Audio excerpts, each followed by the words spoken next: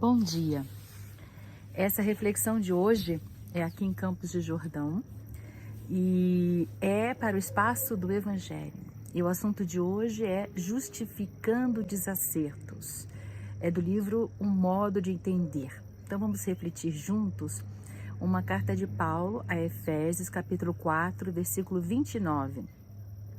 Não saia dos vossos lábios nenhuma palavra inconveniente, mas na hora oportuna, o que for boa para a edificação, que comunique graça aos que a ouvirem.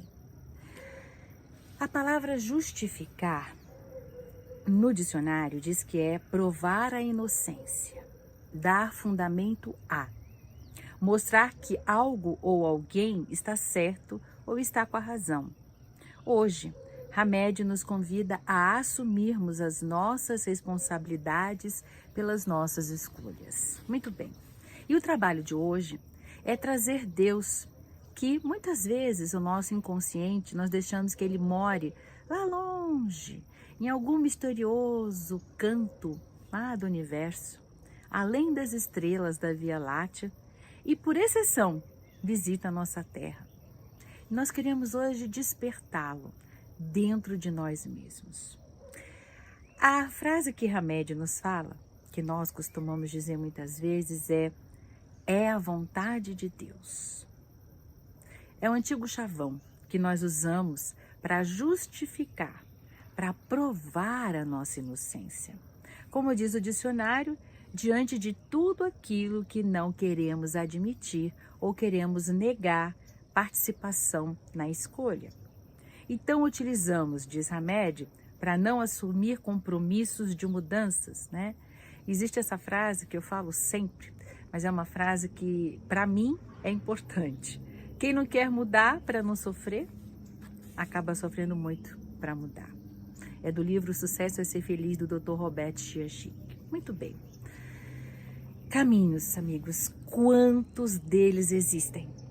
Na estrada da nossa vida, nós construímos o caminho do amor com infinitos passos. Muitos passos que nós escolhemos nos desviaram os olhos do caminho correto, daquele que nos leva ao nosso Pai, aquele que nos leva a Deus. São escolhas. Tomamos aí atalhos, né? Para chegarmos mais rápido, com menos esforço. É a lei do menos esforço que nós temos, né? E por fim terminamos dizendo, foi Deus que quis assim. E Hamed chega a perguntar, foi mesmo? Ele exemplifica, por exemplo, com as calamidades, né? Consequência de nós destruirmos as matas e as florestas, de poluirmos as águas do planeta, de contaminarmos as florestas, a atmosfera com gases letais. E como consequência dessas escolhas e decisões equivocadas, acontecem o quê? Secas horríveis, estiagens, ventanias devastadoras, ciclones destruidores, excesso de chuvas, subidas de maré, desabamentos causados por grandes enchentes. E depois repetimos, né, por aí. Tranquilos e inconscientes. Não temos nada a ver com isso. É a vontade de Deus. Ou como espíritas nós falamos, tudo isso faz parte deste mundo de provas, expiações, é meu karma. Né? Este capítulo ele nos pede a reflexão das palavras que nós proferimos. Hamed nos lembra que as palavras possuem um caráter sagrado através do versículo que ele escolheu para iniciar o capítulo. Não sai dos vossos lábios nenhuma palavra inconveniente, Efésios 4:29. Aí Paulo está nos ensinando, né? Não só aquele povo, mas a nós, o cuidado do primeiro dos mandamentos das antigas escrituras que já advertia. Não pronunciará em vão o nome de teu Deus. Justificar desacertos, colocando Deus como responsável pelas nossas escolhas. Queridos, chamemos para nós a responsabilidade pela nossa vida. Enquanto nós permitirmos pensar que alguém é responsável pelo nosso sucesso, pelo nosso fracasso, pela tristeza, pela felicidade, nada poderemos fazer a esse respeito. Mas quando nós assumirmos a responsabilidade de tudo que acontece são fruto das nossas próprias escolhas, então nós estaremos dando a nós mesmos o poder de provocar mudanças ao nosso favor.